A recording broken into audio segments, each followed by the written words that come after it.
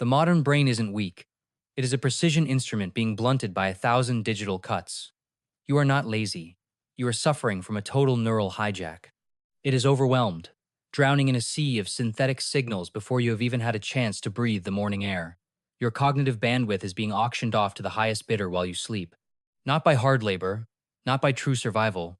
Those are noble pursuits.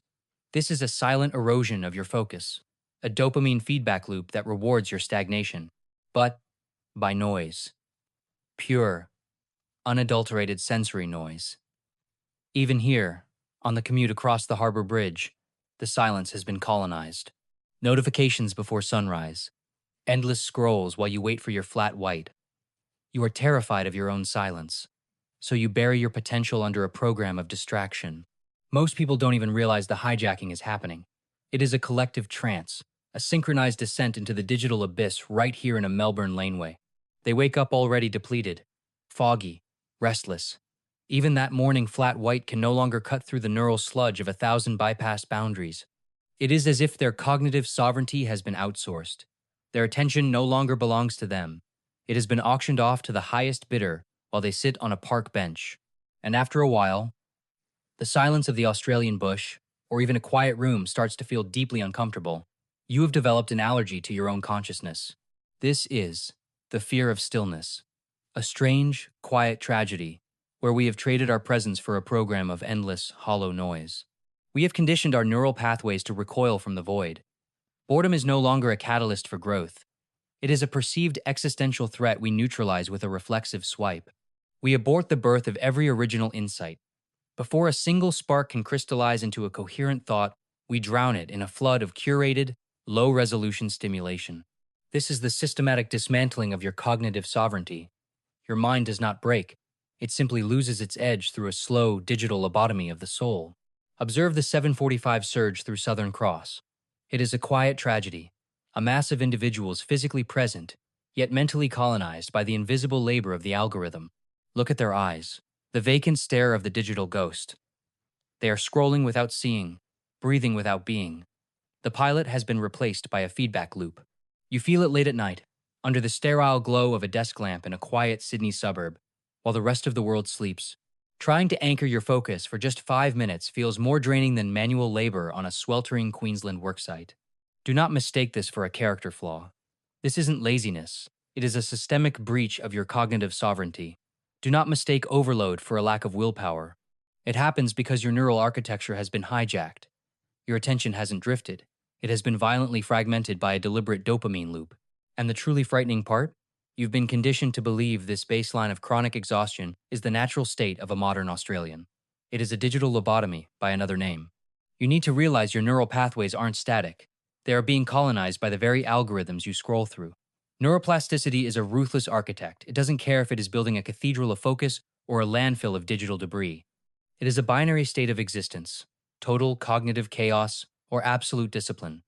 There is no middle ground when your attention is the highest valued commodity on the global market. That is the uncomfortable truth, mate. Your mind is always in training. Whether you are waiting for a flat white or commuting on a Sydney train, you are either sharpening your blade or letting it rust. Even when you think you are resting, slumped on the couch after a day of hard labor, your brain is still absorbing the entropy. Passive consumption is just another form of cognitive decay. And strangely enough, the most effective cognitive exercises to rebuild your focus look almost childish at first. We are talking about stripping back the noise to reclaim your mental sovereignty. The first protocol in our neuro-recalibration is deceptive in its mechanical simplicity. A 5x5 matrix, numbers 1 to 25, laid out like a puzzle without a picture. To the unconditioned mind, this is mere child's play, a harmless mental exercise to pass the time while you're waiting for a flat white in Surrey Hills. It looks benign, almost trivial. But wait, within 10 seconds, the neural friction begins. Your saccadic eye movements become erratic. Your attention starts to fracture, jumping like a faulty signal on a rainy Sydney commute. The grid isn't moving, but your internal landscape is. You are witnessing dopaminergic urgency, the frantic, conditioned itch to finish, to scroll, to jump to the next hit of completion. Stop. Breathe. You finally realize the cold, hard truth. The struggle isn't with the numbers. You are struggling with the ghost of your own shattered cognitive sovereignty. Look at the screen. While you wait for that flat white, your mind is already elsewhere, fractured. This isn't just a grid. This is the Schulte Table, a surgical diagnostic for your cognitive fragmentation. The premise is basic labor. Find the numbers in sequence. But realize this speed is a dopaminergic trap. The urgency to finish is exactly what's eroding your deeper neurostability. Notice the mental itch when you miss a digit? That's cognitive drift. It's the same restless twitch you feel on a Sydney train when you haven't checked your phone for 2 stops. Your saccadic movements are screaming for a distraction. Stop chasing. Start scanning. As we initiate neuro-recalibration, you'll feel the tension leave your neck. You are literally rewiring the pathways to favor sustained attention over cheap digital hits. Commit to 5 quiet minutes. We aren't trying to manufacture a genius. We are simply reclaiming the lost art of presence. In a world that's drowning, this is how you learn to breathe underwater again. The second protocol is a forced sensory recalibration. It feels alien, almost like a weakness exposed. You are intentionally stripping back the primary feed. You are going dark. Try it. Scribe your signature. Trace a perfect geometry. Type a message to a mate without a single glance. This is an exercise in proprioceptive focus, forcing the brain to map space without visual crutches. Instantly, you are hit with a visceral clumsiness, a heavy cognitive friction. That frustration is the sound of neural pathways that have gone silent from sheer underutilization. This is the byproduct of an Australian life engineered for zero resistance. Tap and go at the Coles checkout, lane assist on the M1, autocomplete finishing your sentences before you have even formed the thought. We have outsourced our spatial mapping to GPS and our cognitive recall to a cloud. When you eradicate effort, you effectively lobotomize your own executive function. You are not being helped, you are being replaced. By stripping away the visual input, you trigger a proprioceptive recalibration. No shortcuts. Your prefrontal cortex begins to reclaim the territory lost to digital passivity. You aren't just drawing, you are reauthoring your neural architecture. Look at this. A Sydney apartment bathed in morning light, minus the hum of the television or the blue light glare. This isn't boredom, it is the return of deep focus. This is where your cognitive reserves begin to replenish after years of overstimulation. Now, we introduce intentional friction, the non-dominant hand. It feels clumsy, doesn't it? That awkwardness is actually the sound of a dormant motor cortex being forced to labor for the first time in a decade.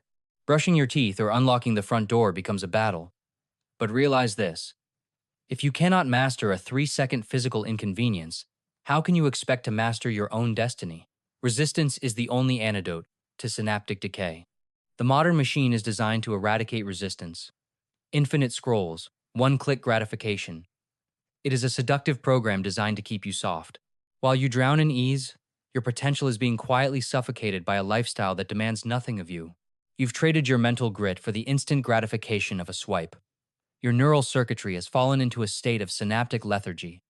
Anything requiring actual cognitive labor now feels like a monumental burden. The moment you struggle to turn that key with your left hand, you're inducing neuroplastic friction. That raw, clunky sensation isn't failure. It's the awakening of dormant consciousness. Witness the literal re-architecting of your psyche.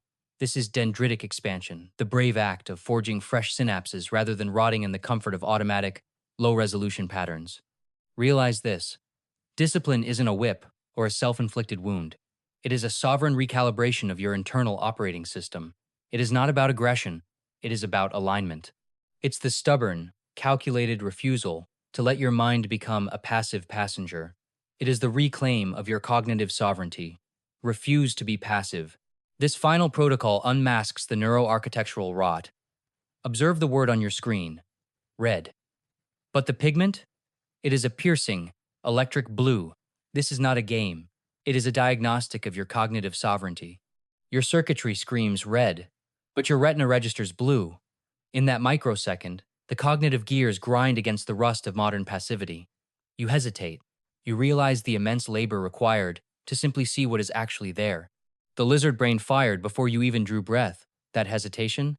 That is the friction of neuroplasticity in action.